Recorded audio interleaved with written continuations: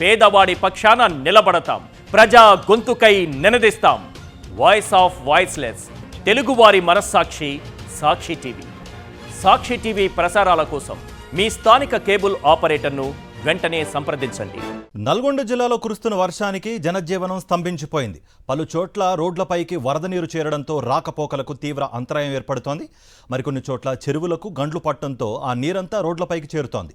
జిల్లాల్లో పలు చోట్ల వాగులపై కనీసం లో లెవెల్ వంతెనలు కూడా లేకపోవడంతో గ్రామాల నుంచి నల్గొండ వెళ్లేందుకు ప్రజలు తీవ్ర ఇక్కట్లు పడుతున్నారు. నల్గొండ జిల్లాలో వరదలకు సంబంధించిన మరింత సమాచారం మా ప్రతినిధి అశోక్ రెడ్డి అందిస్తారు.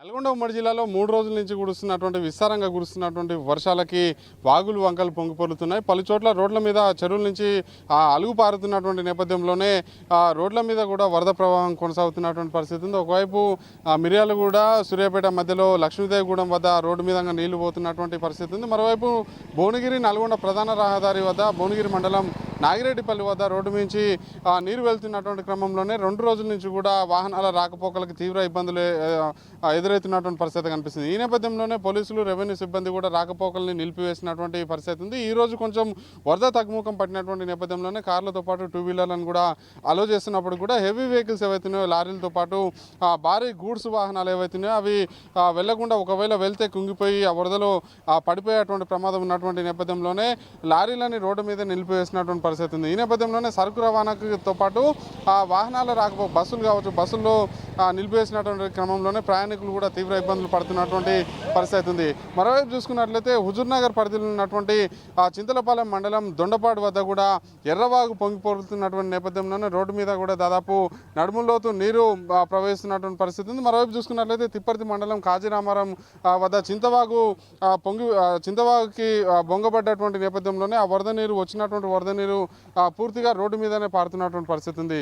ఉదయం నుంచి కూడా ఉధృతంగా సాగినప్పుడు కూడా కొంత వరద తగ్గినప్పటికీ ఇప్పటికీ వాహనాల రాకపోకలకు ఆటంకం ఎదురవుతున్నటువంటి నేపథ్యంలోనే ప్రజలు కూడా తీవ్ర ఇబ్బంది పడుతున్నారు. స్థానికులు మాత్రం చిన్నపాటి వర్షం వచ్చినా కూడా రోడ్డు మీద వరద నీరు వస్తున్నటువంటి క్రమంలోనే అటు నల్గొండకు వెళ్ళాలన్నా లేదన్నా ఇతరత్ర పనులకు వెళ్ళాలన్నా కూడా వాహనాల మీద వెళ్తుంటే అవి సైలెన్సర్లోకి నీళ్లు వెళ్ళి మధ్యలోనే స్ట్రక్ అయిపోతున్నాయని చెప్పేసి కూడా ఆవేదన వ్యక్తం చేస్తున్నారు. ఇక్కడ ఒక బ్రిడ్జి నిర్మాణం చేపట్టాలని చెప్పేసి పదే ఇక్కడ ఉన్నటువంటి అధికారుల దృష్టికి తీసుకెళ్ళినా కూడా కనీసం పట్టించుకోవట్లేదని చెప్పేసి ఏళ్లుగా తాము ఈ రకమైనటువంటి ఇబ్బందులు పడుతున్నామని చెప్పేసి కూడా ఆవేదన వ్యక్తం చేస్తున్నారు. ఒకసారి మాట్లాడదాం.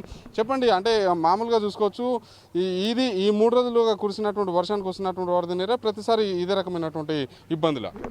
యాక్చువల్గా ఇది ప్రతిసారి చిన్న వర్షం వచ్చినా కూడా రోడ్డు మీద వాటర్ వస్తుంది.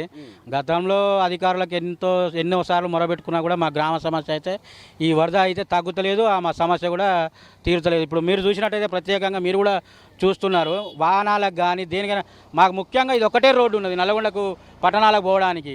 మా గ్రామ ప్రజలైతే ప్రతిరోజు చాలా అవస్థలు పడుతున్నారు.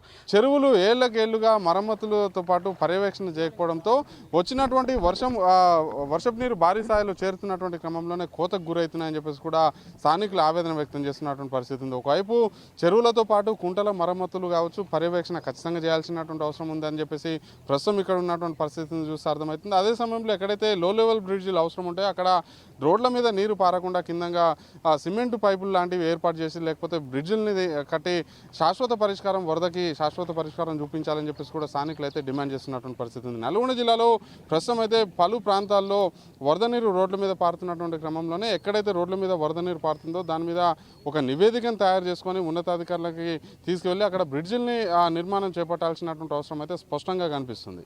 నేను శ్రీనివాసరావు, పాషం అశోక్ రెడ్డి, సాక్షి టీవీ, నల్గొండ.